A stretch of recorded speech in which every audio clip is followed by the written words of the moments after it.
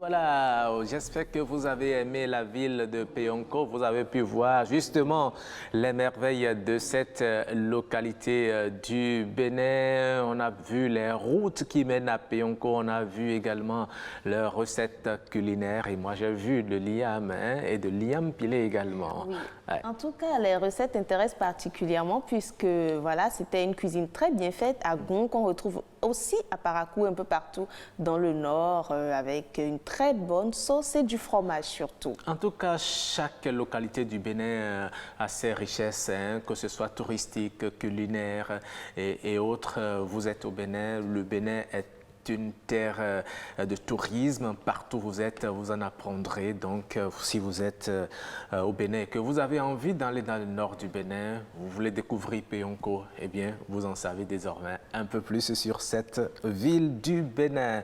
Alors, mesdames et messieurs, après avoir montré ces richesses de Péonko, c'est le moment d'installer l'instant humour.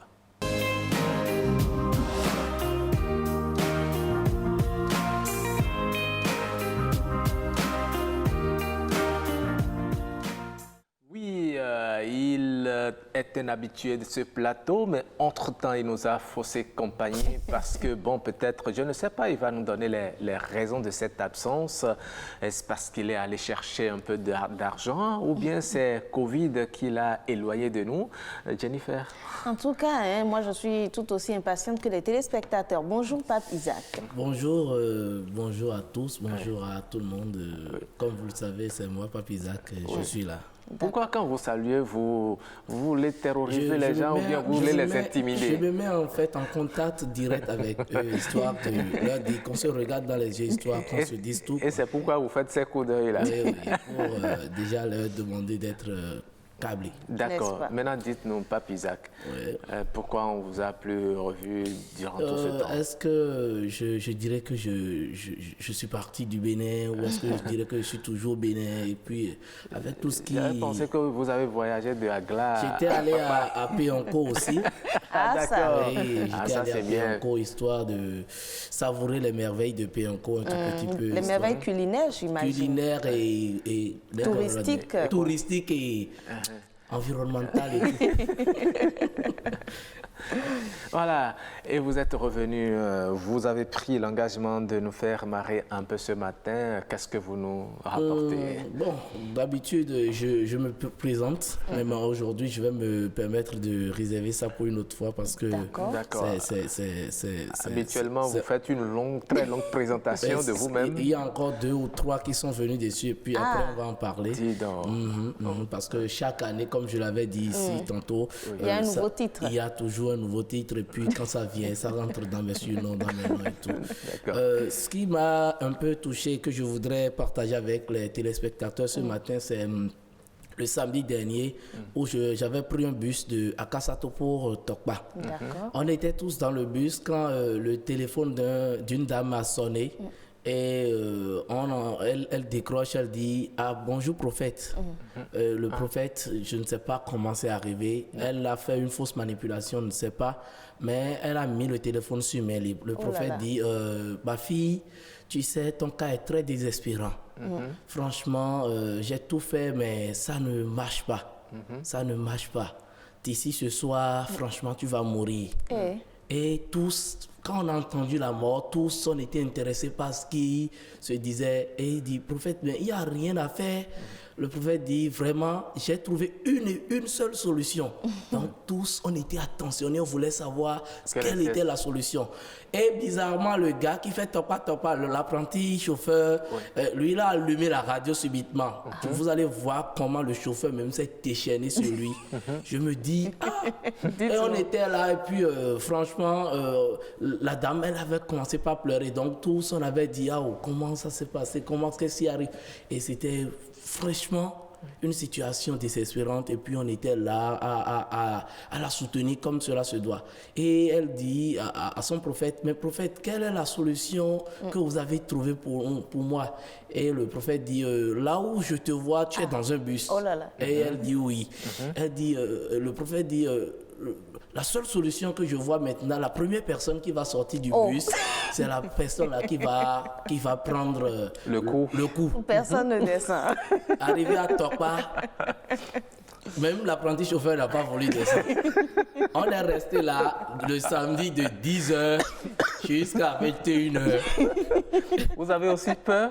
Non, on n'avait pas peur. On parle de mort. Mais on parle de mort. Oui. Donc tous, on était restés, mais finalement, on a pris la décision de jeter la dame du bus et de pouvoir sortir. Donc, on n'a plus suivi la scène et on ne sait même plus si elle dit ce qui s'est passé. Et c'est comme l'autre fois aussi, et j'étais à la maison tranquillement. Ça fait déjà 2 mois, 3 mois comme ça, où mon téléphone a sonné. Vous savez, on est comédien humoriste, on est dans le domaine de l'art. Que l'argent est venu. J'ai entendu, Isaac, j'ai un contrat pour toi, c'est 1 million de francs. Wow. Ouais.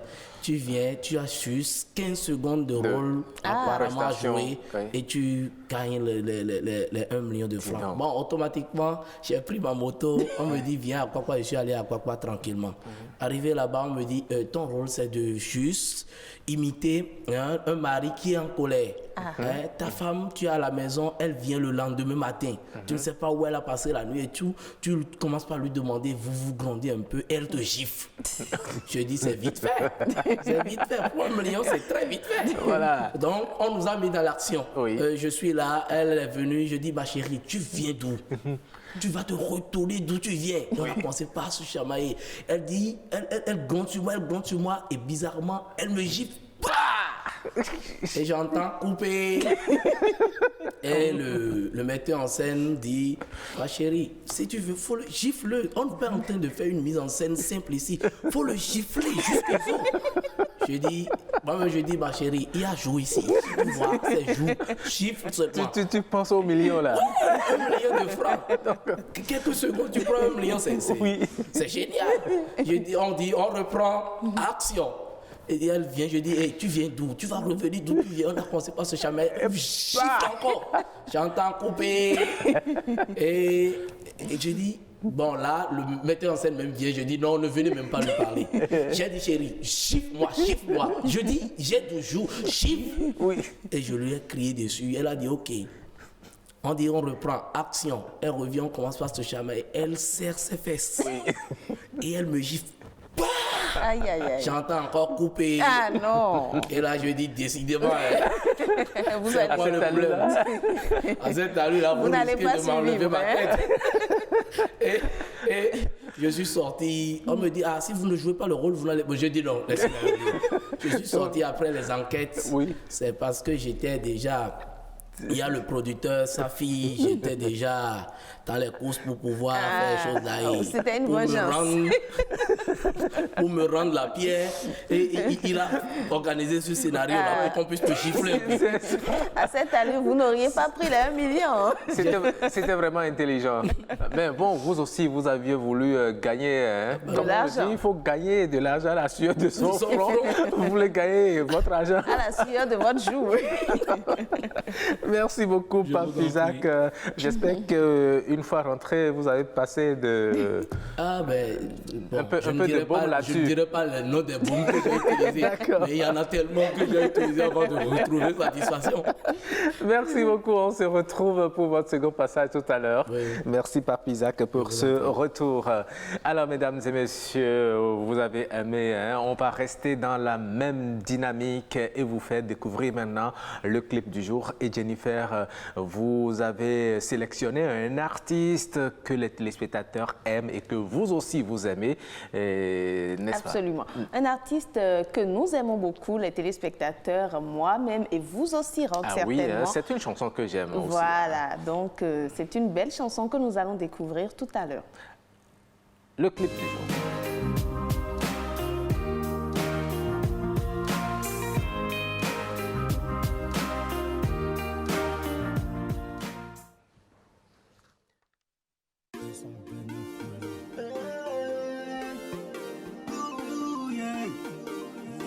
Sergi on the beat.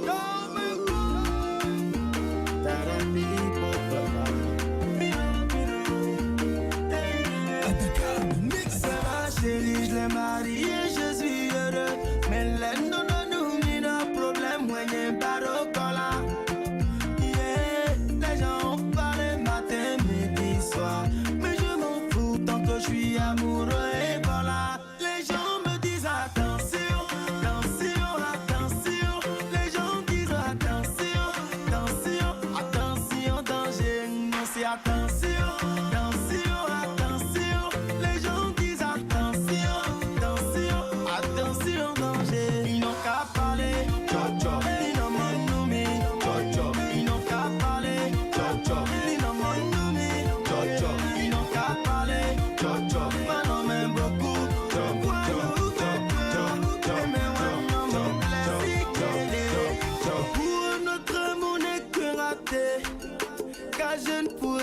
Supporter son caractère et qu'après 2 mois on pourra karaté et que notre chambre sera qu'un ring de karaté.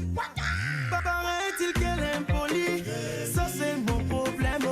L'épouser c'est une folie, c'est pour ça que je l'aime. Nul n'est parfait, tout le monde a ses défauts. Et moi il fait non mieux, je dis ça parce que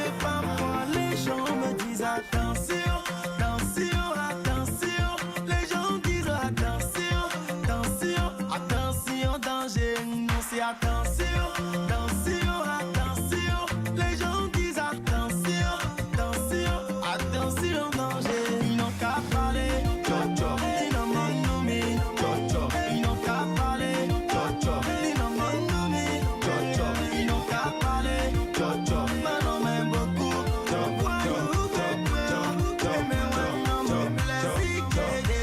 Yo, boy, on chéri, coco, tchewe. Et ma yipine nous mio, je dis ça, car c'est elle que j'ai choisi. Elle n'est parfait, tout le monde a ses défauts-là. Et mon amour nous mio, je dis ça, parce que parfois les gens me disent attention, attention, attention. Les gens disent attention, attention, attention, danger. Non, c'est attention, attention, attention. Les gens disent attention, attention, attention, danger. Ils n'ont qu'à parler, Jojo. Ils n'ont pas nommé, Jojo. Ils n'ont qu'à parler, Jojo. Ils n'ont pas nommé, Jojo. Ils n'ont qu'à parler, Jojo. Maintenant même beaucoup,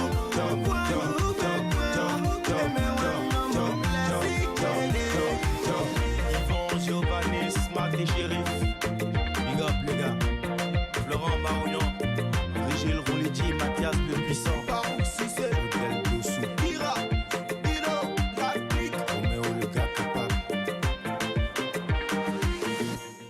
Oh, c'était Crisba dans le titre Chocho. Oui, vous savez, lorsque vous aimez, les défauts deviennent des qualités, justement. Absolument. Et peu importe ce qu'on te dit, l'amour règne, quoi. Oui, l'amour règne. Et généralement, ce qu'il dénonce, c'est que il y a les langues, les mauvaises langues qui critiquent, Absolument. qui parlent, qui disent de mauvaises choses de votre âme sœur. Et leur peut-être objectif, c'est de vous séparer. Ouais, mais lorsque vous l'aimez, eh bien, vous faites fi de justement ces défauts. Mais attention, il ne faut pas faire fi de tous les défauts. Si effectivement votre moitié a quelques défauts, essayez de les corriger et puis vous continuez la vie ensemble. Ce qui est sûr, dans le clip, Crisba est aveuglé par l'amour. À la fin, on comprend un peu pourquoi. Ah oui, hein? En tout cas, c'est leur bonheur. Hein? Merci beaucoup à Crisba dans ce titre Chocho que nous allons retrouver une seconde fois. C'est bien dansant. Nos invités ici, vous allez les découvrir tout à l'heure. Ils ont dansé aussi hein, sur ce plateau parce qu'ils ont aimé le titre Chocho. Allez, nous allons passer à l'instant discussion. Aujourd'hui, nous parlons des litiges domaniaux. C'est dans « Et si on en parlait ?»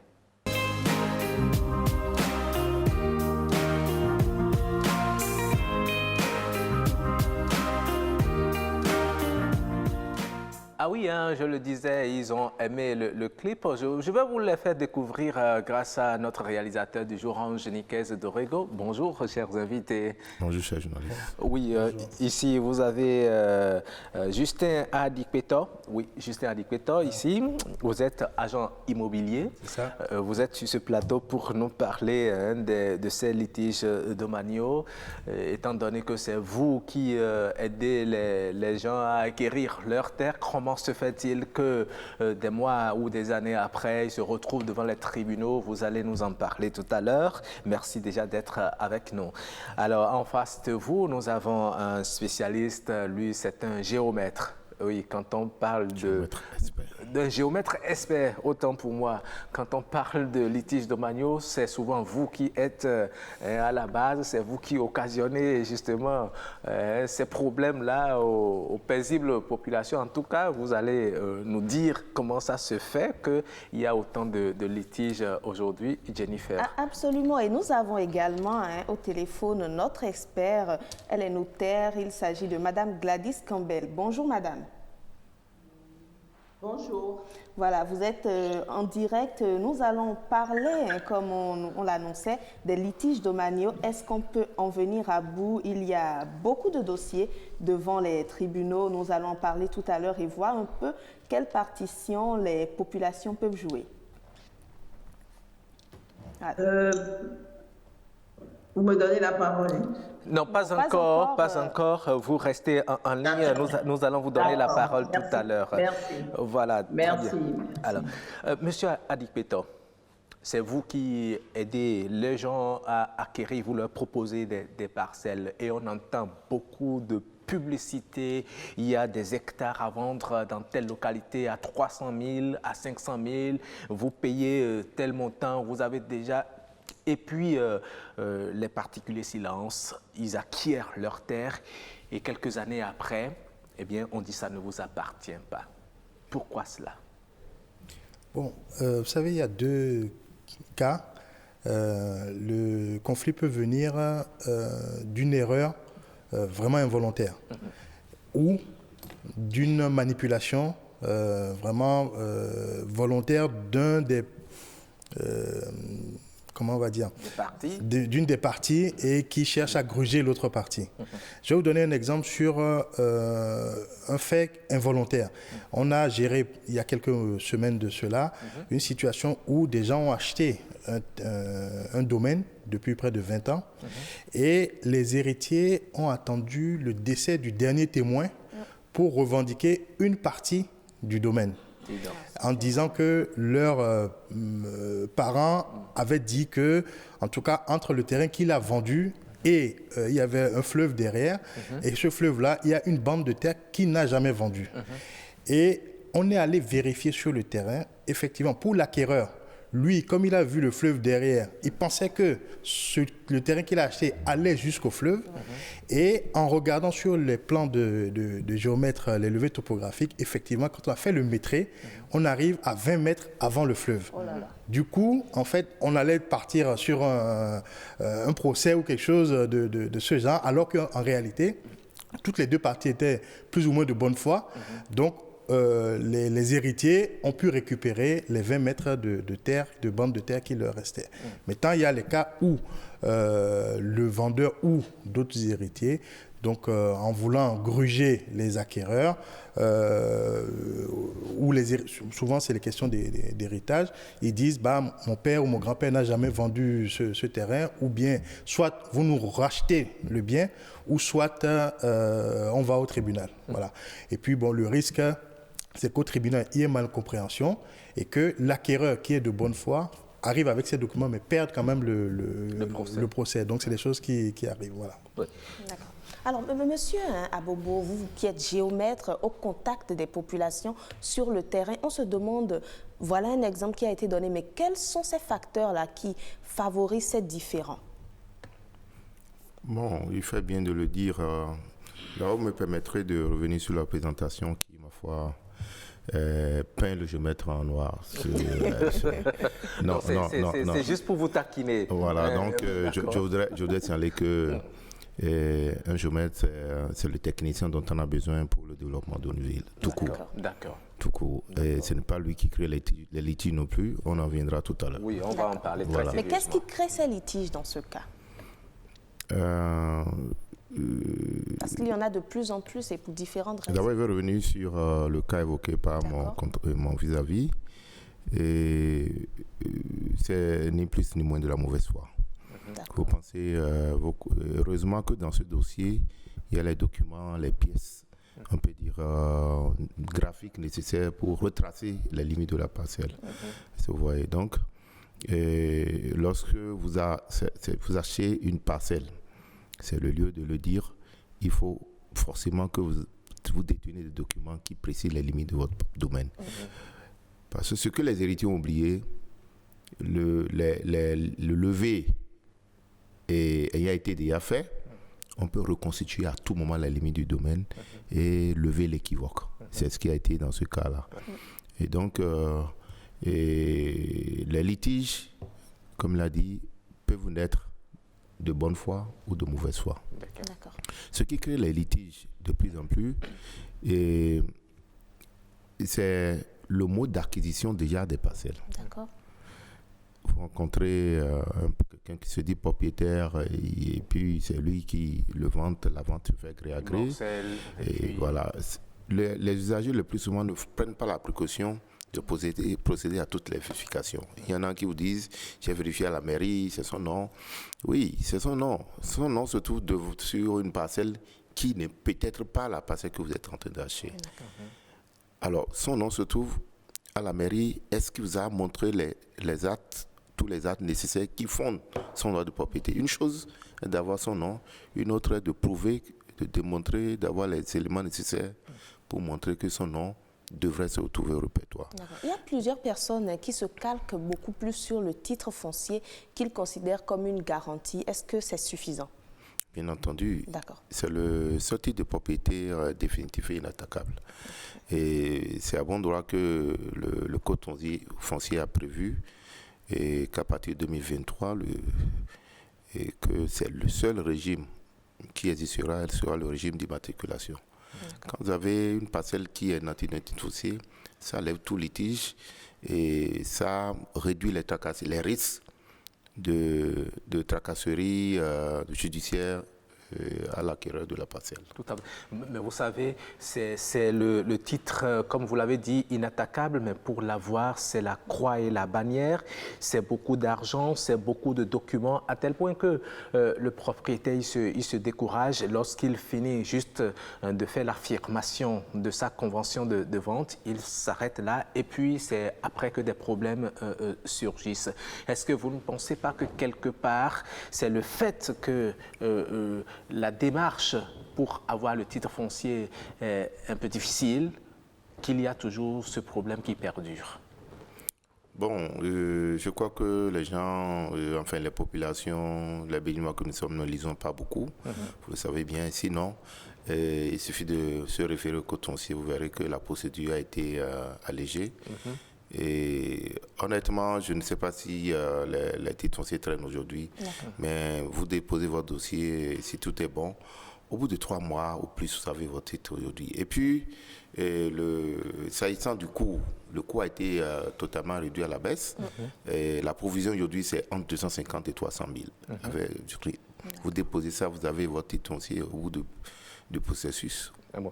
Et ça, pour l'obtenir, il faut l'aide d'un notaire ou bien c'est toujours l'expert géomètre qui aide ou bien ce sont les agents immobiliers qui aident à avoir ce document, à remplir les formalités? Pour l'instant, la loi n'est pas exclusive.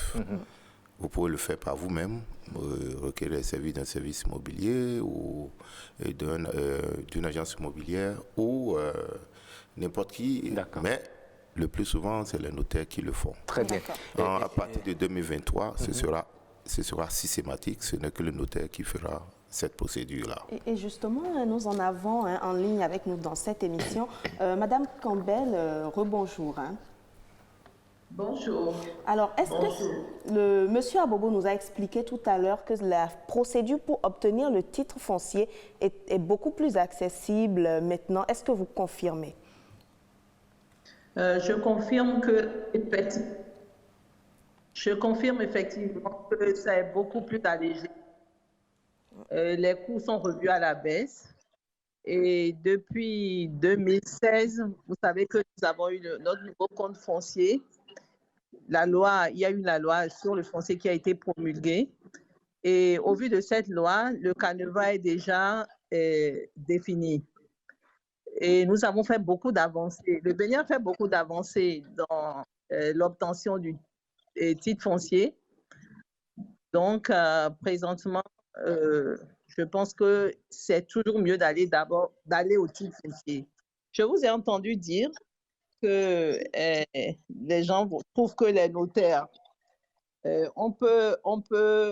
notaires, enfin, que les coûts reviennent trop chers, mais vous achetez une parcelle de 20 millions, je pense que pour payer 1 500 000 francs de frais en totalité pour faire un titre foncier, il vaut mieux déjà avoir les 1 500 000 francs pour faire son titre foncier avant d'acheter la parcelle à 20 millions.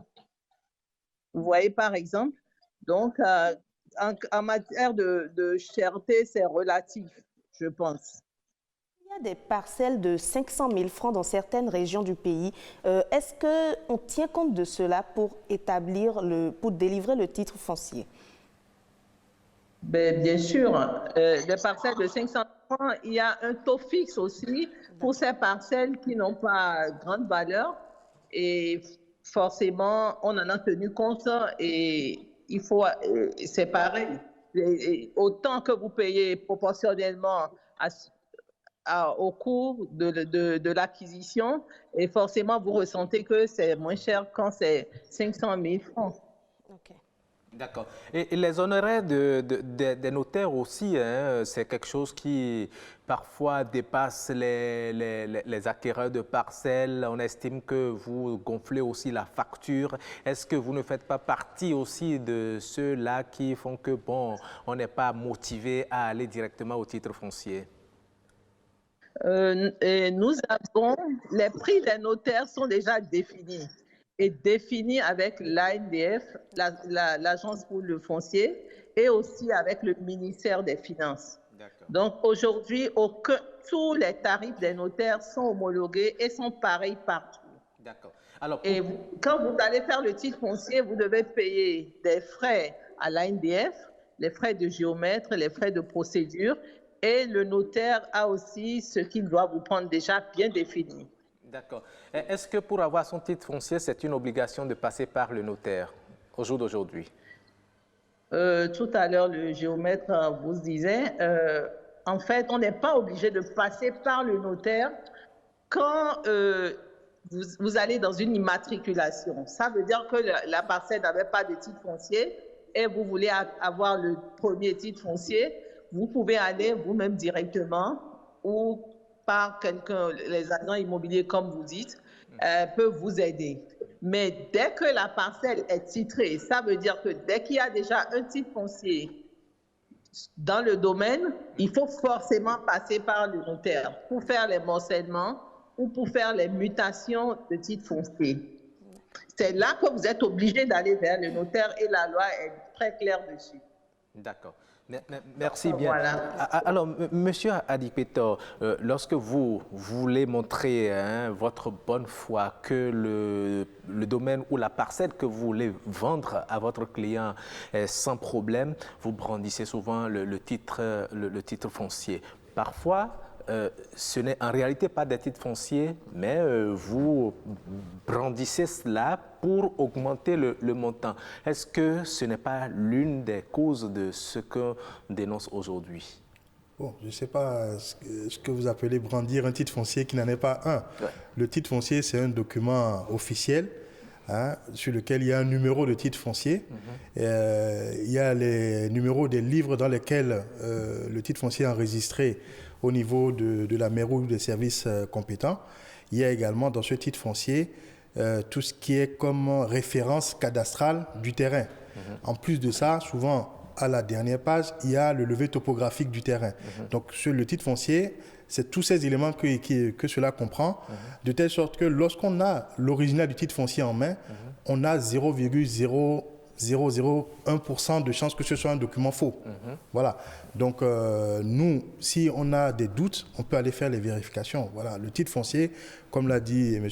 Abobo, c'est le document ultime qui dit que quelqu'un est le propriétaire d'un bien avec les délimitations, puisque le plan, le levé topographique va avec le titre foncier. Donc, toutes les agences immobilières tiennent compte de cela parce que c'est très vite arrivé de voir une publicité peut-être sur un réseau social d'une agence en ligne où plusieurs personnes se positionnent et il n'y a pas ces précautions en ce qui concerne le foncier et on l'offre aux plus offrants. Excusez la tautologie. J'ai envie de vous dire, malheureusement, il existe encore ce genre de situation.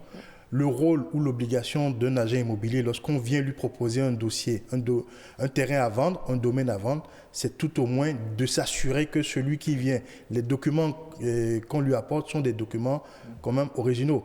Maintenant, il y a des gens qui veulent se faire des affaires sans forcément être celui qui est mandaté. Ils ne sont pas forcément mandatés, mais ils ont entendu dire que le propriétaire veut vendre son terrain. Ils ne vont pas vérifier. Et le plus souvent, nous, je vais me mettre dans le cas inverse, c'est-à-dire que j'accompagne un client qui veut acheter. Et je vois ce genre de personnage devant moi et je lui demande, mais monsieur, donnez-moi les documents, les originaux de ces documents que vous dites, le terrain a un titre foncier. Ah, ils vont commencer par vous dire, mais le document est chez un avocat, le document est chez un huissier. C'est des réponses qui doivent commencer par vous dire, attention, s'il était vraiment mandaté par le vendeur, il aurait eu la copie légaliser ou non, ou les originaux en ses mains, quoi. D'accord. Voilà. C'est ça. Mais vous savez, il y a aussi, comme vous l'avez dit, hein, quand on réclame les documents officiels, on dit c'est chez l'avocat. Il y en a qui vont déposer ces documents pour faire des prêts. Ah. Oui. Et ils prennent les prêts, ils disparaissent. Oui. Ils savent très bien qu'ils veulent créer des problèmes à l'autre. Est-ce que le client il a la possibilité de contester ou bien de vérifier cela avant de passer à l'achat?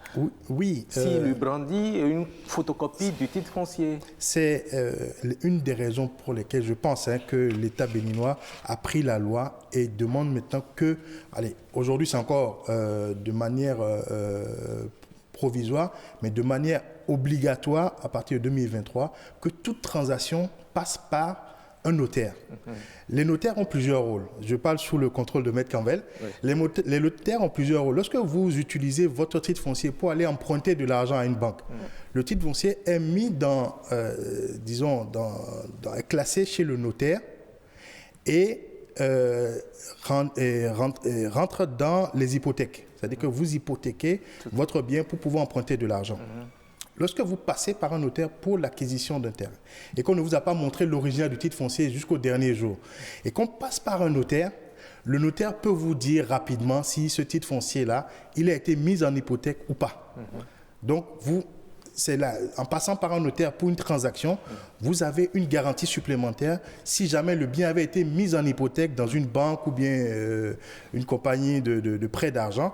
Le notaire va vous dire, attention, ce titre foncier-là, il a été mis en hypothèque. D'accord, très bien.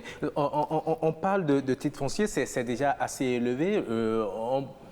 La plupart des propriétaires de parcelles n'ont pas de titre foncier. Mais là où le problème commence surtout, monsieur l'expert géomètre, c'est que généralement, on ne lotit pas toutes les zones avant que les populations commencent à s'installer. Et après, vous venez, vous faites l'état des lieux. Et lorsque le lotissement est terminé, on constate qu'il y a des gens qui n'avaient même pas un mètre carré dans la zone, qui du coup viennent et puis ce sont eux qui s'arrogent des parcelles. On déplace même des gens qui ont construit, qui ont érigé, qui ont fait des forages, qui ont construit le bâtiment là-dessus, tout et tout, parce qu'on sait qu'on veut le gruger. Et lorsqu'il ne veut pas bouger de là, on lui demande de payer de l'argent. Est-ce que ce ne sont pas ces pratiques aussi qui sont à déplorer?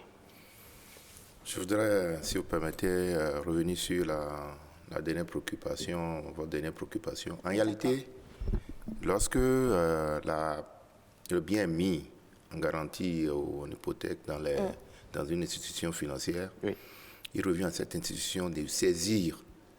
Et lorsque le bien immobilier est nanti d'un titre foncier, de saisir l'ANDF. D'accord. En réalité, ces inscriptions-là sont faites à l'ANDF. Et comme il le dit, lorsque le notaire est saisi d'une telle transaction, il écrit, il saisit l'ANDF qui le renseigne. D'accord. Et pour qu'il sache la conduite à tenir. D'accord. Voilà, donc c'est ce qui se fait habituellement. Okay. Et pour en venir à votre préoccupation, beaucoup de choses se disent, parce qu'il s'agit de la pratique dans les lotissements. Beaucoup de choses se disent, mais dans la réalité, la zone qui n'est pas lotie, qui peut me dire, personne ne peut reconnaître ou identifier physiquement tous les acquéreurs de parcelles. Je donne un exemple. Vous allez un peu loin, à Glo, tout ça, il y a plein d'acquéreurs de parcelles là, qui sont dans les villes urbaines, Cotonou, tout ça, qui s'y rendent très rarement. Donc, c'est des gens qui n'ont pas le choix, qui vont y construire, qui sont là, qui ne connaissent pas forcément leurs voisins. C'est à la faveur de ces opérations d'aménagement que les réels présumés propriétaires font surface. Ils apparaissent et on les recase, et le plus souvent, c'est encore eux qui se mettent à mettre en valeur leurs biens. Ceux qui vivent dans la zone, ont vécu dans la zone pendant des années, diront que bon, on ne l'a jamais vu, et on commence pas à voir des gens, on ne les a jamais vus, et ils tentent de faire croire que c'est des gens qui ont été peut-être importés là. Et donc, ce n'est pas forcément, que des gens viennent d'ailleurs, mais ils sont acquéreurs, mais on ne les voit pas parce qu'ils ne s'y rendent presque jamais. Mais vous voulez dire qu'il n'y a pas du tout de possibilité que quelqu'un qui n'ait pas acheté un lopin de terre là ne puisse pas venir après le lotissement? Comment il viendrait? Le lotissement a une bigestion. Lorsque on a relevé les gens à l'état des lieux, vous avez un seul numéro, vous avez un numéro d'état des lieux, vous avez droit à une parcelle, point barre. Et donc, vous ne pouvez pas apparaître dans une zone sans être relevé à l'état des lieux. Mais on entend souvent des expressions comme il y a des numéros qui sont disponibles et que les géomètres vendent. Oui, c'est des expressions comme vous le dites.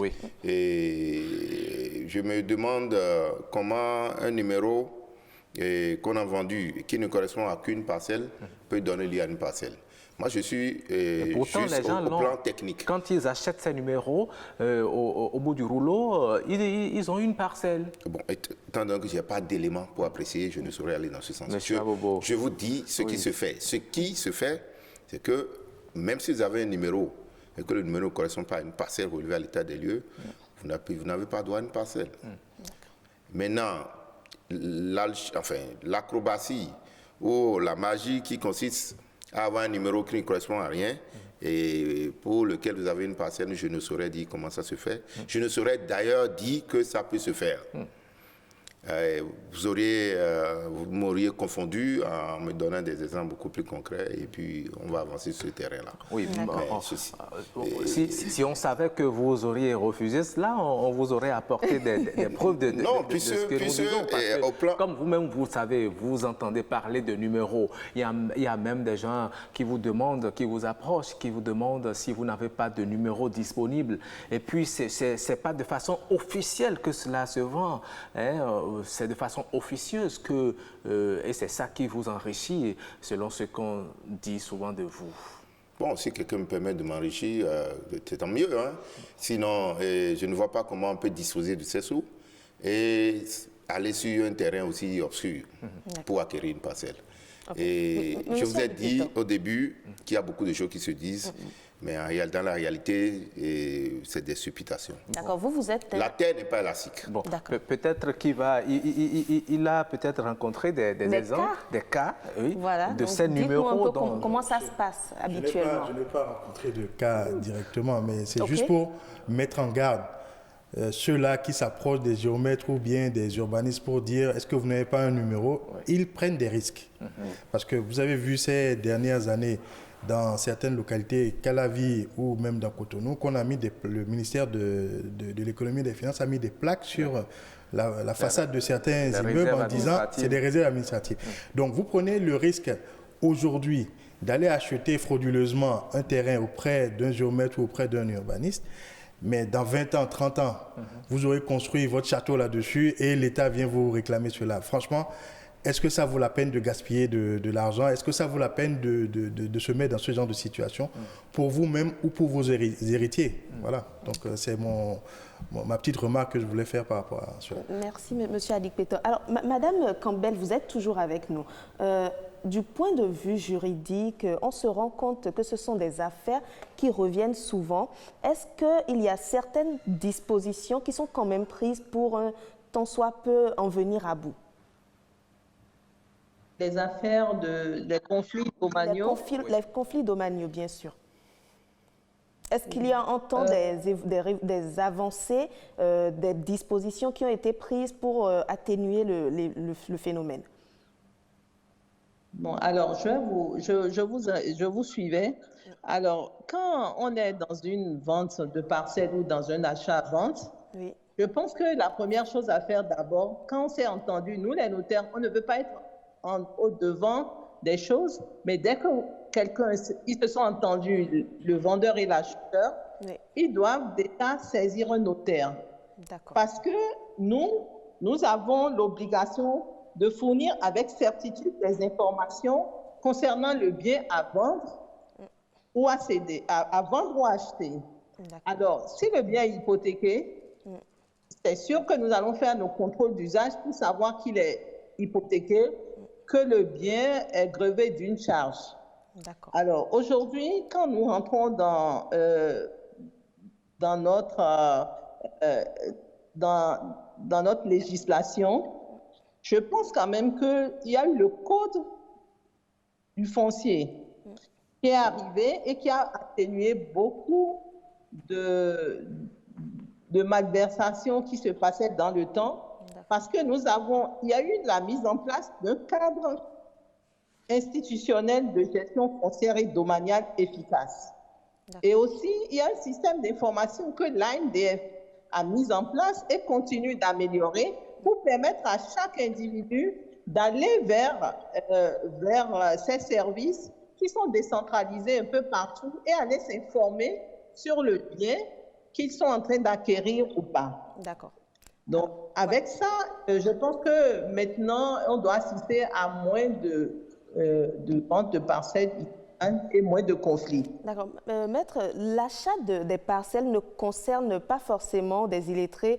Il y a certaines personnes à l'intérieur du pays qui ne sont pas forcément instruites et qui n'ont pas cette info. Est-ce qu'il n'y a pas un problème de sensibilisation qui se pose peut-être? Bon, bien sûr. Et tout ça, vous savez, disons que depuis le temps colonial, on n'a pas été doté d'un système fiable de tests. On n'a pas eu des tests depuis que nous avons eu notre indépendance. Aujourd'hui, le code foncier est arrivé et je pense qu'il faut le vulgariser. Le vulgariser depuis des années, depuis le colon, je pense qu'il faut beaucoup de temps, beaucoup de moyens. Et je pense que les autorités et l'Agence nationale pour le foncier, on n'avait pas d'agence nationale pour le foncier. Aujourd'hui, nous avons quand même une agence pour le foncier et je pense que qui essaie de faire de son mieux. Et ils sont installés partout sur le territoire. Nous allons commencer à vulgariser cette loi et à faire comprendre aux gens. Et la Chambre des notaires aussi, elle a quand même un programme pour faire savoir aux gens par moment par les médias, pour leur faire comprendre qu'aujourd'hui, le foncier a pris beaucoup d'avance et qu'il faut être sécurisé quand on fait des achats. D'accord. Merci, Maître Campbell. Monsieur Abobo, vous êtes expert géomètre. Aujourd'hui, on dit pour sécuriser les parcelles, il faut aller au titre foncier et vous l'avez dit tout à l'heure. À supposer que tout le monde, dans une localité donnée, arrive à obtenir un titre foncier pour sa parcelle. Est-ce que le lotissement serait possible dans cette zone-là? Oui. Vous avez mis du temps à répondre. Ça veut dire qu'il y a un problème, oui, mais. Oui, mais ça va être un peu difficile. Vous savez, le titre foncier n'empêche pas l'aménagement. J'ai envie de vous retourner la même question en disant si tout le monde arrive à avoir des titres fonciers dans une zone non encore lotie, et que ce n'est que des sentiers, pas des sentiers qu'ils ont accès à leur domicile. Est-ce qu'ils y resteront comme ça indéfiniment ou ils devront accepter à un moment donné, puisque l'aménagement du pouvoir fait partie des prérogatives du pouvoir public. Mais étant donné qu'on dit lorsque vous avez un titre foncier je vais y arriver. On n'y touche plus à la superficie. C'est une mauvaise perception de la chose. Le titre foncier, en réalité, pour le dire terre à terre, l'État accepte de vous vendre une portion de son bien immobilier. Et c'est en termes de superficie. Si vous avez un titre foncier qui porte sur 400 mètres carrés, l'aménageur doit pouvoir, en prévoyant les différents plans d'aménagement d'urbanisme, doit pouvoir vous recaser sur 400 mètres carrés. Est-ce que vous voyez? Et donc, il n'est pas dit que vous devez forcément être au même endroit. Même si vous avez eu à réaliser, vous avez construit ou bien vous avez fait des forages là-dessus. En réalité, le titre foncier est lié au sol et non aux constructions. Les constructions sont couvertes plutôt par le permis de construire. Oui, mais c'est pour qu'on ne touche pas à votre investissement que vous allez prendre le titre foncier. Si sur le domaine, par exemple, c'est une unité de production que vous voulez installer, et on vous réclame le titre foncier, pour que demain, on n'ait pas à vous déranger? À vous déranger. Vous savez, je disais qu'il y a une mauvaise perception de l'âge. Le titre foncier, on ne vous dérange pas par rapport au droit de propriété. Mais pour construire, vous devez avoir une autorisation de construire.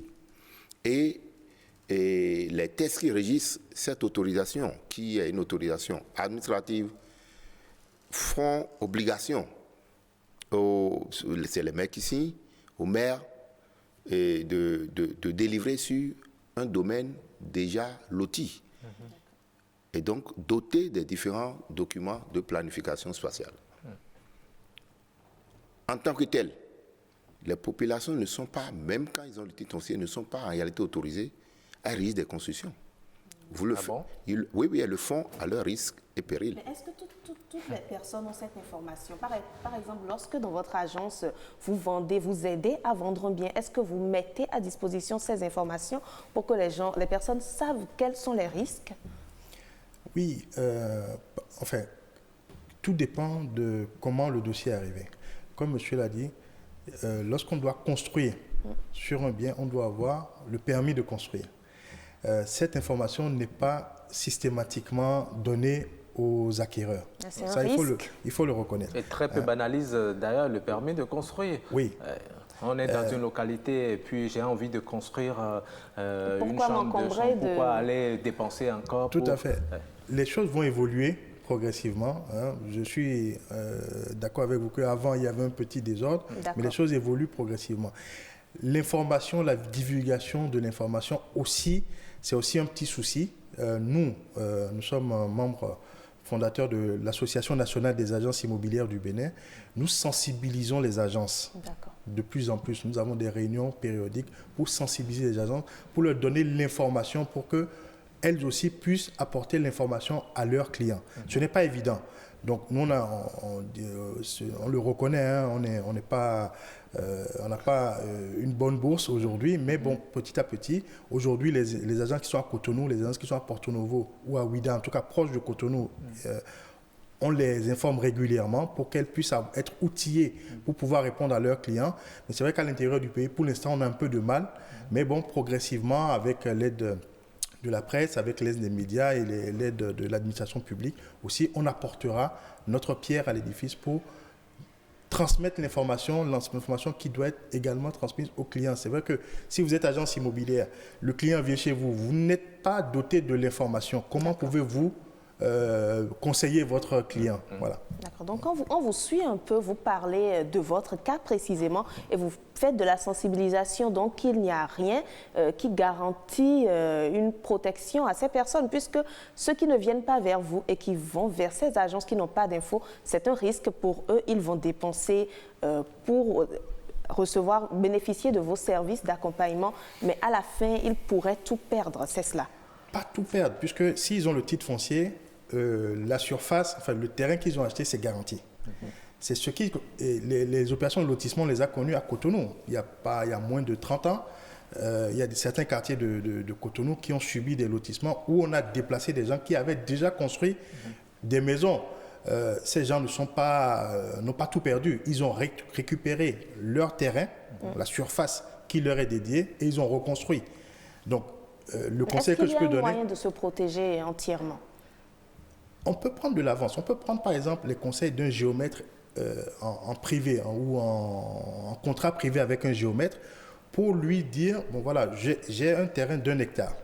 Je veux y construire une maison, une unité de production et que dans 10 ans, j'aimerais que l'emprise de mes bâtiments rentre plus ou moins dans le plan de lotissement. Donc le géomètre, en tant que conseiller privé, bien sûr, il est payé par le client. Il va faire un plan de lotissement, un plan de morcellement en utilisant une logique urbaine. Donc il fait en sorte que les rues ou les voies, les avenues qui passeront dans la zone coïncident plus ou moins avec les rues du lotissement privé. Donc, tiennent compte des besoins de son client. Voilà. Et tiennent compte également des obligations administratives, puisqu'ils sont outillés pour cela. D'accord. Monsieur Abobo, je reviens encore à vous. Si, entre-temps, vous avez le titre foncier, avant d'ériger votre bâtiment, vous obtenez le permis de construire. Est-ce qu'il est possible qu'on veuille vous déplacer et que vous vous opposiez? Oui, je vous ai dit, l'aménagement au-dessus des intérêts individuels. Et vous pouvez être amené à être déplacé. Mais alors là, le permis de construire vous donne droit à un dédommagement. C'est-à-dire qu'on doit pouvoir vous indemniser puisqu'on vous a autorisé à construire. Maintenant, il se fait que pour des raisons d'utilité publique, on a besoin de faire passer un ouvrage. Un échangeur, par exemple. Donc, parce qu'on vous a autorisé à construire, l'administration doit pouvoir vous dédommager. Mais l'inverse, c'est qu'on ne reconnaît même pas que vous avez construit là. Si on enlève le côté social de ce que nous faisons, c'est que le bâtiment n'ayant pas été couvert par un titre foncier, c'est qu'on n'a pas, en réalité, on n'a pas l'obligation de vous dédommager pour le bâti. D'accord. On comprend mieux maintenant. Donc, mais pourtant, il y a des exemples. Hein. Je ne veux pas citer d'endroit, mais bon, à travers ce que nous disons, vous êtes... Vous comprenez un peu? Vous comprenez d'où je parle. Pourtant, la personne a résisté et puis on a été obligé de faire des déviations. Contourner, oui, je parle le dossier. Je n'ai pas les éléments qui ont empêché l'administration de le déloger de là. Et pour ce que je sais, j'ai entendu dire, c'est qu'ils ne se sont pas entendus sur l'indemnisation. D'accord, très bien. Alors, Maître Campbell, je reviens à vous. Vous savez, généralement, les Béninois n'ont pas l'habitude d'aller très vite faire leur convention de vente. On se base sur la confiance mutuelle. Mais malheureusement, il se fait que le vendeur décède avant que l'acte, il décède et puis on n'a pas fait la convention de vente. Dans ces conditions, est-ce que c'est encore possible de faire les actes pour avoir justement la convention, les documents de la propriété? Mais si le vendeur décède, là, vous ne pouvez plus avoir une convention de vente. Et ça tombe dans une autre... à partir de ce moment, ça tombe dans la succession, la formalisation dans la succession. Donc, à ce moment-là, on doit pouvoir faire intervenir les héritiers, mais après qu'ils aient fait complètement leur formalité d'héritier, de liquidation de succession. Est-ce que ce n'est pas à ce moment-là que les complications interviennent? On demande maintenant, on ne reconnaît pas la transaction qui a été faite et on demande à la personne de racheter la parcelle. Oui, en fait, si le propriétaire d'un bien décède et quand personne n'a été au courant de tout ce qu'il a eu à prendre comme engagement, c'est normal qu'il y ait des complications. S'il y a eu des preuves que le vendeur a été payé en temps, je pense que dans la succession, il doit pouvoir s'entendre. Mais une fois que le monsieur est décédé, ils sont obligés d'aller devant les tribunaux et quand c'est trop compliqué, au juge d'apprécier et de donner raison à l'une ou à l'autre des parties. D'accord. D'accord. Alors, je tiens à vous notifier quelque chose parce que tout à l'heure, vous étiez en train de discuter du permis de construire. Oui. Les choses ont beaucoup évolué. Aujourd'hui, quand vous prenez Cotonou, Porto Novo, Abomey et Calabi, personne ne peut construire s'il n'a pas eu son attestation de recasement. Et je pense que les conflits doivent être moindres quand on a eu son attestation de recasement et qu'on a eu son permis de construire. Là, il peut arriver en temps une expropriation et ça va suivre les procédures d'expropriation et il y aura des dédommagements forcément. Je reviens derrière parce que je vous entendais discuter un peu. Tout à fait. Justement par rapport à cela et ces personnes qui ont déjà construit depuis plusieurs années et qui n'ont malheureusement pas eu ces attestations, des héritiers se lèvent et leur propose de racheter le terrain comme Roch l'a dit. Dans ce cas, vu qu'ils sont dans leurs droits mais qu'ils n'ont pas d'attestation, est-ce qu'il y a un risque pour eux ou est-ce que devant la loi, ils peuvent avoir raison? Ça sera au juge d'apprécier. D'accord. Parce que ça sera au juge d'apprécier dans ces conflits-là. D'accord. Merci, madame. On va faire rapidement un dernier tour de table. Vous êtes en ligne. Qu'est-ce qu'il faut aujourd'hui pour permettre à tout acquéreur de sécuriser justement sa propriété, madame? Moi, je pense que d'abord, avant d'aller acheter, il faut forcément voir un notaire. Parce que nous avons le droit d'aller faire les contrôles d'usage. Il ne faut pas oublier que lorsque nous allons acheter, nous pouvons acheter des domaines qui appartiennent à des collectivités territoriales ou des domaines qui appartiennent à l'État. Et donc, pour éviter tous ces problèmes, on peut aller également acheter des biens qui sont brevets de charge.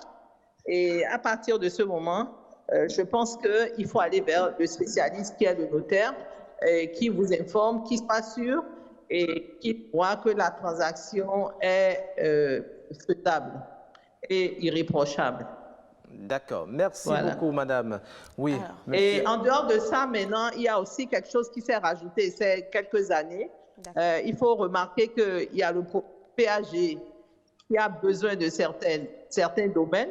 Donc, il y a des zones qui sont déclarées d'utilité publique et ces zones-là, les gens continuent de vendre parce qu'ils savent que ils sont plus, enfin, c'est déjà déclaré d'utilité publique. Ils vont quand même faire des ventes. Alors, dans ces domaines, il faut faire très attention. Il faut aller voir le spécialiste, il faut fouiller et comme ça, on est sûr d'acheter quelque chose qui n'a pas de problème. D'accord. Merci, c'est très important ce conseil. Oui, monsieur Adikwetor. Oui, comme Maître Campbell l'a dit, c'est les vérifications avant l'acquisition, avant de sortir de l'argent.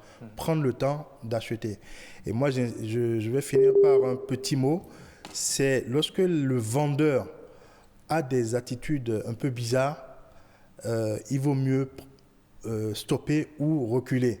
Parce qu'un vendeur qui n'a pas l'air clair, souvent, on le ressent dans sa façon, son comportement. D'accord, donc il faut être très attentif. Il faut être très attentif, et prendre le temps d'aller vérifier. Aucun vendeur ne va vous dire « je suis pressé, remettez-moi l'argent » et vous mettre la pression.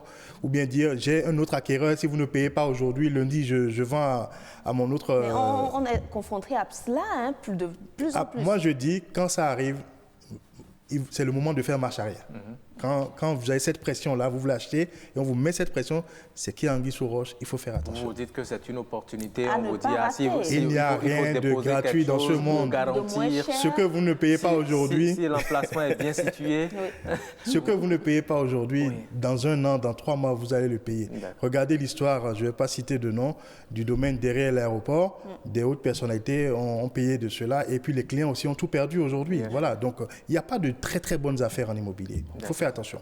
D'accord. Merci beaucoup. Oui, Monsieur Abobo. Oui, je distinguerai 2 cas. Le maître Campbell a dit, lorsque vous référez à un notaire pour l'acquisition, le notaire, il sait les différentes vérifications qu'il a à faire avant de formaliser la vente. Mais étant donné qu'on est dans une phase transitoire où faire recours à un notaire n'est pas encore une obligation, et pour ceux qui souhaiteront faire l'acquisition de façon directe, il faut d'abord qu'ils s'assurent, comme Maître Campbell l'a dit, quand ils sont dans les villes où passe le PAG, qui ne sont pas dans un domaine dédié à ces infrastructures, aux infrastructures du PAG. Et donc, on s'adresse à l'hygiène pour avoir ce qu'on appelle l'attestation de situation géographique. Ça vous dit si vous êtes dans un domaine public ou pas.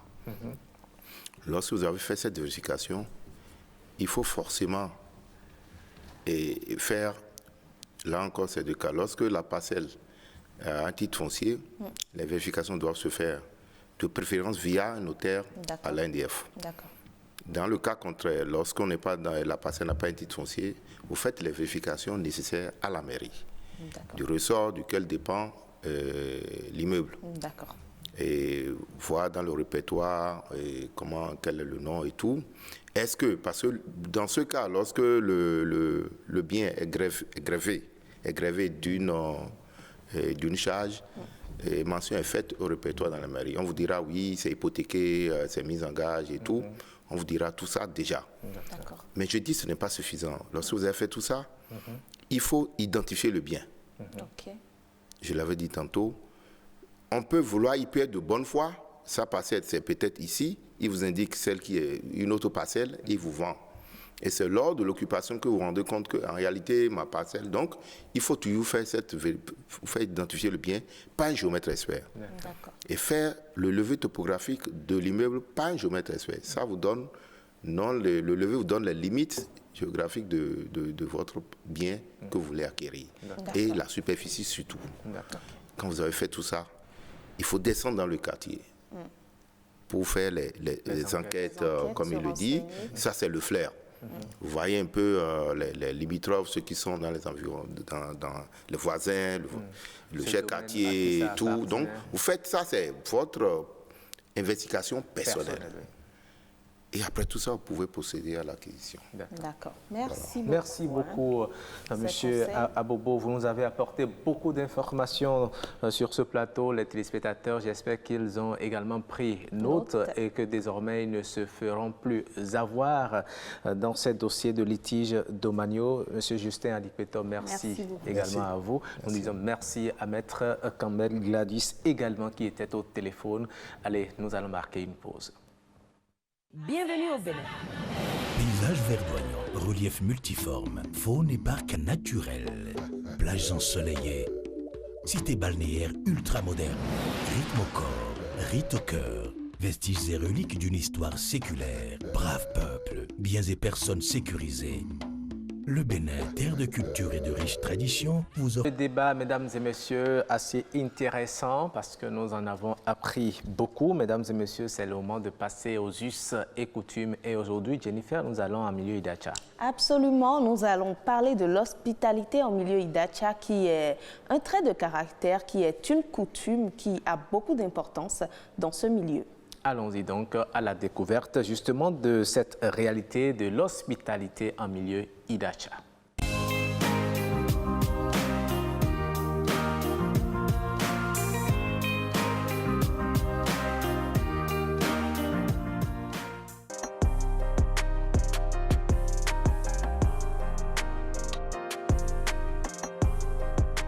Le peuple Idacha est un peuple hospitalier. Le peuple Idacha est un peuple qui aime partager, est un peuple très doux. Je ne suis pas en train de célébrer ma culture, mais plutôt des réalités de chez moi. Vous allez chez nous, vous allez voir, beaucoup de villages aujourd'hui, purement Idacha, portent des noms, font. Le fils Idacha, quand il a un, il est prêt à partager les 3 tiers avec vous et garder le reste toujours pour vous satisfaire. Car chez nous, satisfaire l'autre, c'est se satisfaire. Et le bien-être du second fait aussi notre bonheur.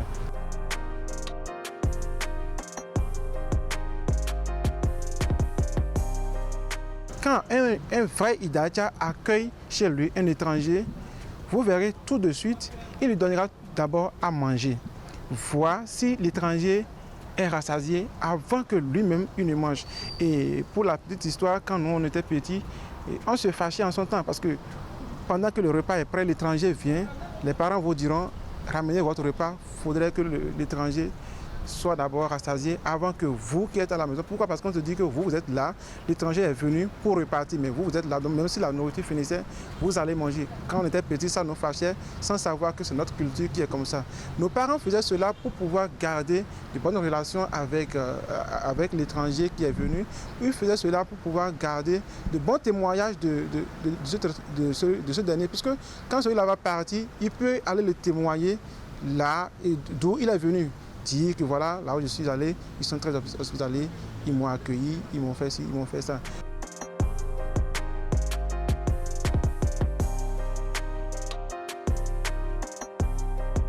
Beaucoup sont ceux-là, sont ces Idacha qui sont par exemple nés dans des grandes villes et qui ne sont jamais allés au village voir comment est-ce que cela se passe. Alors tout de suite, ils copient les réalités des milieux où ils sont nés. Je voudrais profiter de ce canal pour attirer l'attention de ceux-là qui sont en train de modifier la culture, de faire attention et savoir que le peuple d'Aïcha est un peuple très hospitalier et nous aimons partager ce que nous avons tel que nous l'avons. Si nous n'avons pas l'argent, nous partageons quand même le moment, nous partageons quand même le social, nous partageons quand même les besoins que la personne a avec nous pour se faire partout où nous sommes. Faisons l'effort de sauvegarder ce visage-là, faisons l'effort de sauvegarder cette culture-là et pour rien au monde, ne changeons pas l'hospitalité qui est à nous, qui nous appartient, sans pour autant se laisser marcher dessus.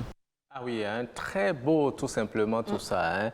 Vous allez en milieu Idacha, vous avez la chance d'être très bien accueillis, vous avez faim, on vous donne à manger. Oui, et on vous priorise même par rapport à la maison, c'est très intéressant en tout cas. Et je pense que ce n'est pas une culture qui soit propre qu'au Idacha. En effet. Dans le nord, en milieu Batonou également, c'est pareil. Oui. En milieu Nago, c'est pareil également. Il y a cette culture qui continue d'être préserver l'hospitalité. Vous descendez quelque part, on peut même vous offrir le toit pour vous héberger le temps que vous repartiez faire ce que vous avez à faire. En tout cas, ce sont des valeurs qu'il faut continuer ce sont de très belles valeurs, à préserver. Nous allons maintenant passer au prénom africain, mais aujourd'hui, nous allons en milieu Mina. Oui, pour découvrir un autre prénom, Jennifer. Absolument, il s'agit du prénom Kokou et du prénom Akwavi qui vont de pair. Notre invité va plus nous donner les détails qu'il faut dans cet élément rock. Oui, il s'agit de Richard Messin Agbenomba. Il est ressortissant de l'ère culturelle Mina.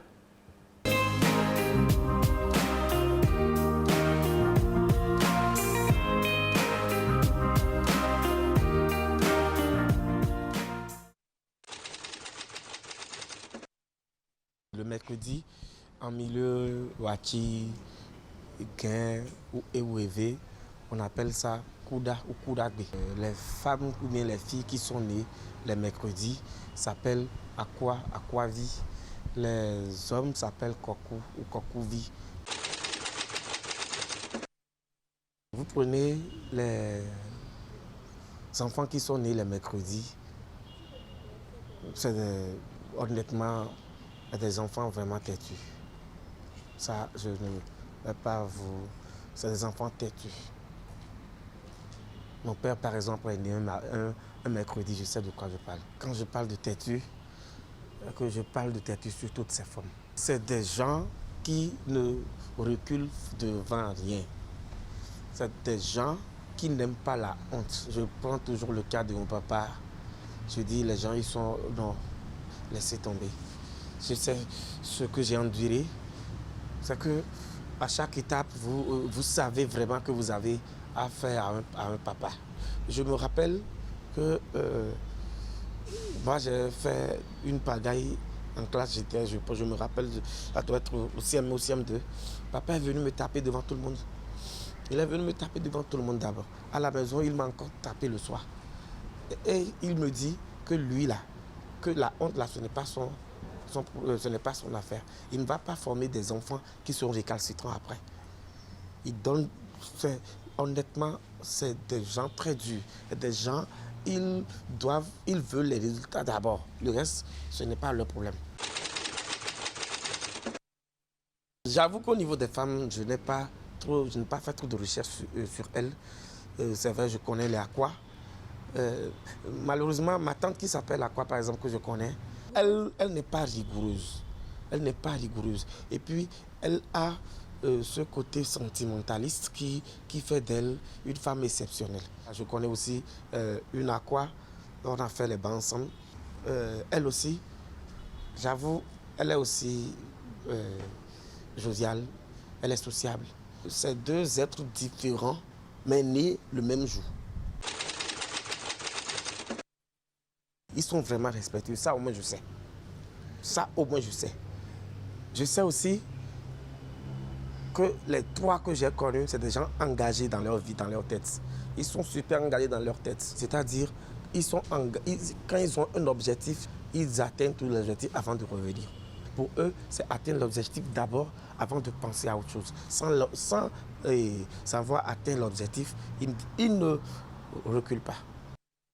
Et voilà, c'est ça, hein, on a découvert avec Richard Agbenomba le prénom Kokou et Akwavi. Voilà, qui sont deux prénoms du mercredi. Voilà. Absolument. Nous lui disons merci. Et nous allons passer à la capture du jour pour voir l'image que Jennifer vous nous proposez à nos téléspectateurs. C'est la capture.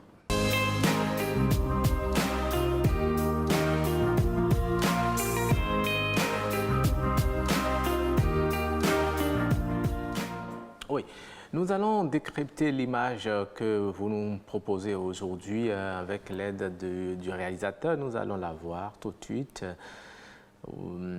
Voilà, très bien. Qu'est-ce que vous voyez, Roch? Je lis d'abord. Je vois une échelle. Oui. Un homme qui se réchauffe. Il a un bout de feu là qui essaie de le réchauffer. Mais nous avons l'échelle à côté qui lui donne la possibilité de sortir de ce trou dans lequel il est tombé. Et c'est écrit « Ne brûlez pas vos opportunités pour un confort temporaire ». Ça, c'est sûr, le feu va s'éteindre. Voilà. Alors que si le feu s'éteint, peut-être qu'il y aura l'obscurité, peut-être qu'il n'aura plus accès pour sortir de ce trou. Et il a fait son choix. Pourquoi ne pas prendre l'échelle et sortir directement? Et puis voilà, quoi. Oui, c'est quand il va finir de se réchauffer et qu'il aura eu satisfaction en voulant monter à la surface, qu'il se rendra compte que ce ne serait plus possible. C'est une façon de dire par où vous êtes passé pour aller en haut, eh bien, ne l'oubliez pas. Certainement pas. Ne sciez pas l'arbre sur lequel vous êtes monté, sinon vous allez tomber avec. Absolument. Oui. En tout cas, ça véhicule un bon message, une très belle philosophie à travers laquelle on peut tirer beaucoup de messages. Voilà, il faut savoir saisir les opportunités, ne pas les brûler surtout. Absolument, parce que là, il a coupé les traverses de l'échelle pour en faire un feu de bois. Exactement. Là, c'est foutu. Et ce n'est pas bien. Il faut réfléchir à tout acte que l'on veut poser avant de s'y lancer. Je pense que c'est le message fort. Oui, vous avez vu, il a utilisé en effet, tout le matériel qu'il faut pour découper l'échelle.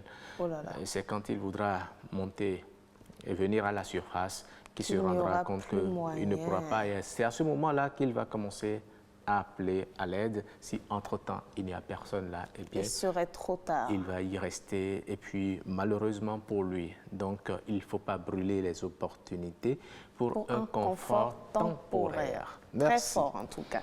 Merci donc à vous. On va maintenant passer. Aujourd'hui, on va passer justement à astuces. Je sais que vous avez souvent de ces astuces que vous proposez à nos téléspectateurs. J'ai bien envie de dire, vous êtes Madame Astuce. Oui, nous allons découvrir avec Jennifer les astuces qu'elle nous a concoctées aujourd'hui.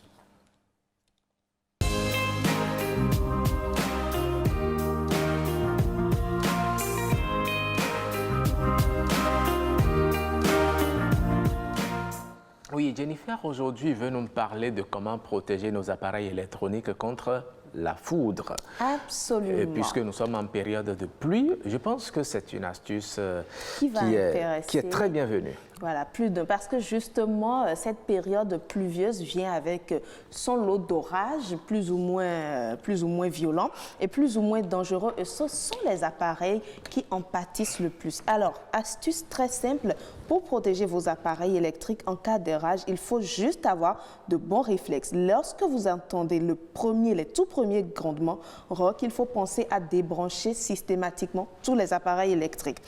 Même si vous avez la prise de terre, Là, c'est un autre risque, mais le premier réflexe d'abord, il faut tout débrancher parce que ce n'est jamais sûr à 100% complètement, comme on le dit. Et même quand vous regardez quelque chose de très intéressant, débranchez d'abord, éteignez et débranchez parce que même lorsque ces appareils ne sont pas fonctionnels, le risque est là. Vous avez parlé de la prise de terre, oui, qui est une option. Il faut également procéder à certaines multiprises RG45 ainsi que la prise d'antenne de votre téléviseur et n'utilisez pas de ligne téléphonique fixe. C'est vrai que de plus en plus, on n'en rencontre plus. Optez également pour les prises et les multiprises parafoudre. En tout temps, même avant la saison pluvieuse, n'attendez pas qu'elle commence d'abord. Et si vous n'êtes pas à votre domicile pour débrancher lorsqu'un orage éclate, les prises et multiprises parafoudre permettent de les protéger en évitant les surtensions. Pour le matériel sensible informatique, télévision, dernier cri ou appareil électroménager par exemple, vous pouvez vous équiper d'un onduleur et il se compose d'une batterie intégrée qui se charge de prendre le relais quelques instants en cas de coupure de courant afin que cette dernière ne soit pas trop brutale et donc dommageable. Posez également un parafoudre. J'ai parlé des prises et des multiprises parafoudre. Maintenant, vous pouvez poser un parafoudre qui est un dispositif interne contre l'orage. Le parafoudre s'installe sur le tableau électrique et permet de détourner une surcharge causée par un coup de foudre vers la terre afin de préserver l'ensemble de l'installation électrique. Installez également un paratonnerre extérieur. Tout ça, ça se discute avec les électriciens et puis les ouvriers compétents. Donc, lorsque vous installez un paratonnerre extérieur, en frappant ce paratonnerre, la foudre est directement conduite vers la terre et sans se propager dans la structure où elle risque de causer un incendie, par exemple. Vous le savez très bien, il s'agit d'une protection globale qui doit être installée sur le toit de votre habitation, je l'ai dit, par un professionnel. En résumé, voilà, il existe plusieurs astuces afin de protéger efficacement vos appareils électriques les plus précieux de la foudre et que cela concerne une action immédiate ou le recours à une installation extérieur ou intérieur. Alors, vous avez le choix. C'est à vous de sélectionner parmi toutes ces astuces lequel vous convient et voilà, lequel est le plus adapté. Et ça va éviter tous ces petits problèmes de perte de télévision, d'appareils électroménagers pour les femmes. Vous savez ce que cela coûte. Bien sûr. Il vaut mieux prendre... Le mixeur prend un coup et le réfrigérateur ou le congélateur, c'est que c'est compliqué. Donc, absolument. Les bons réflexes en cette période. Oui, je me rappelle quand Pape Isaac a eu ses appareils grillés, eh bien, il a pleuré durant tout un mois. Le pauvre, hein. Je peux le comprendre parce que vous savez, ces appareils coûtent cher. Donc, il vaut mieux ne pas risquer de les perdre par imprudence, je vais dire. Oui, c'est ça. Et il viendra nous dire comment il s'est arrangé pour que l'appareil revienne ou bien il a jeté finalement ou c'est toujours chez le dépanneur. Bon, de toute façon, il y a des techniciens spécialistes dans la réparation à qui j'ai remis et puis j'attends simplement qu'ils puissent trouver... Ça fait combien de mois déjà? Ça fait il y a environ 3 mois. Oh là là! Donc j'attends voir si ça va faire 6 mois, 1 an, 2 ans, 3 ans. Non, on n'allait pas à cette Il faut désormais mettre en application les astuces de Jennifer. Oui, paratonnerre, parafoudre, débrancher les appareils. Même votre chapeau, c'est déjà un paratonnerre. Ça, je ne saurais le dire. Et aussi, il faut comprendre que parfois, le mensonge, ça a des conséquences. N'est-ce pas? Oui, toujours. C'est pas parfois, toujours des conséquences. Non, mais bon, il faut mentir aussi pour être un bon menteur. Vous êtes sûr de ça? Oui, il y a aussi des techniques. Après, je vais vous les enseigner hors caméra. Et puis, il y a des techniques pour être un bon menteur. Et ça sauve souvent. N'est-ce pas? Ça sauve souvent. Mais quand vous n'avez pas cette technique et que vous voulez mentir, ça peut vous rattraper. D'accord. Vous voyez un peu, c'est comme le cas d'un ami qu'aujourd'hui, jusqu'à aujourd'hui, je plains. Franchement, je ne sais pas qu'est-ce qui lui est passé par la tête. En voulant mentir, il a peut-être mal menti. Il travaille à Papa.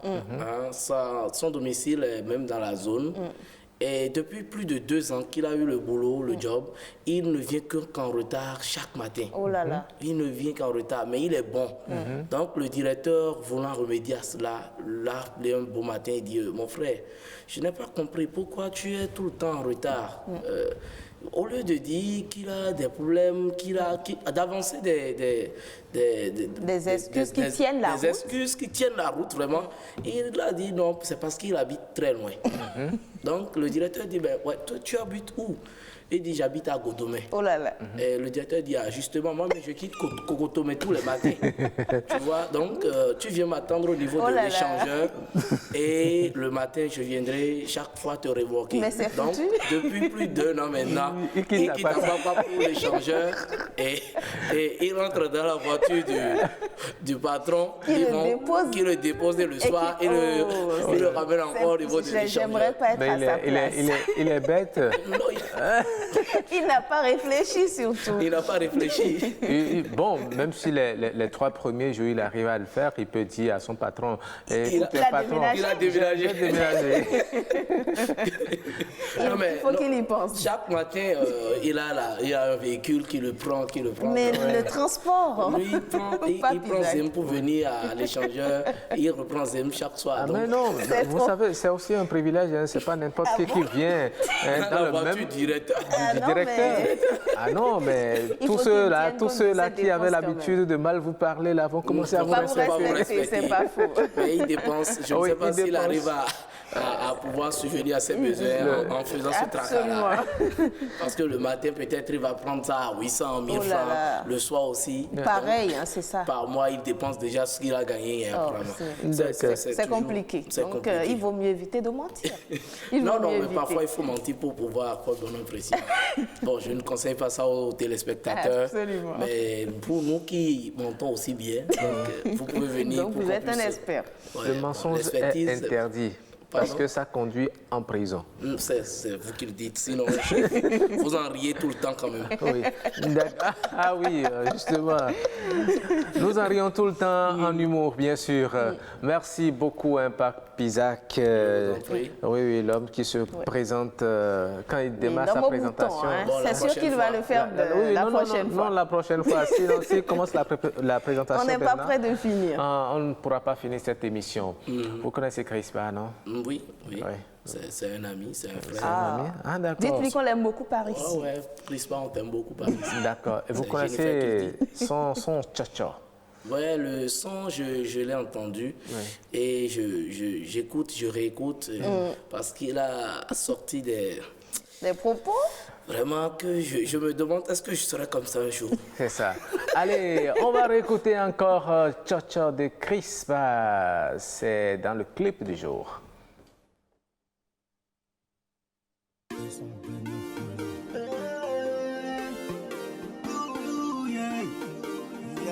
Sergi on the beat.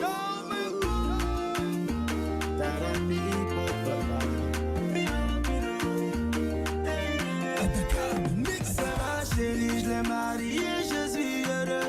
Mais l'un de nous, il a problème, moi, il n'y a pas de cola.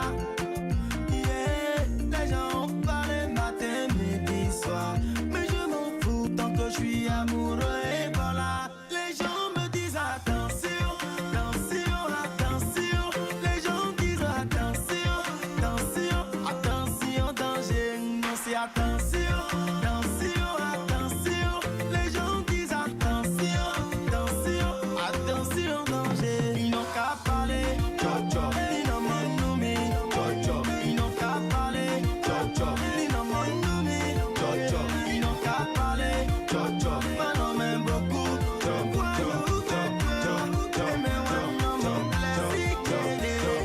pour notre monnaie que raté, car je ne pourrais pas supporter son caractère. Et qu'après 2 mois on pourra karaté, et que notre chambre sera qu'un ring de karaté. Paraît-il qu'elle est impolie, ça c'est mon problème. Oh. L'épouser c'est une folie, c'est pour ça que je l'aime. Oh. Il n'est pas parfait, tout le monde a ses défauts. Et moi il fait au mieux, je dis ça parce que parfois les gens me disent attention.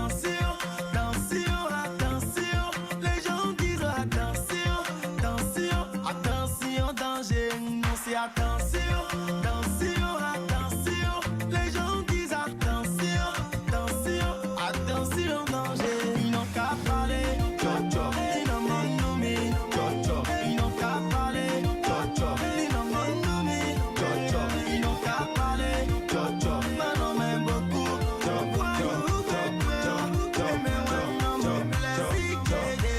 Et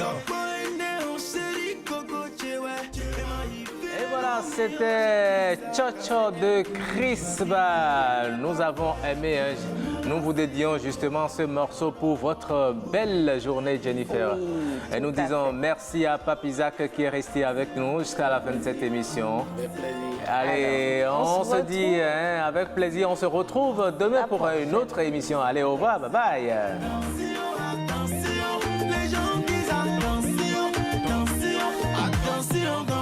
Ils n'ont qu'à parler, Cho-Cho. Ils n'ont pas nommé, Cho-Cho. Ils n'ont qu'à parler, Cho-Cho. Ils n'ont pas nommé, Cho-Cho. Ils n'ont qu'à parler, Cho-Cho. Mais non, mais beaucoup,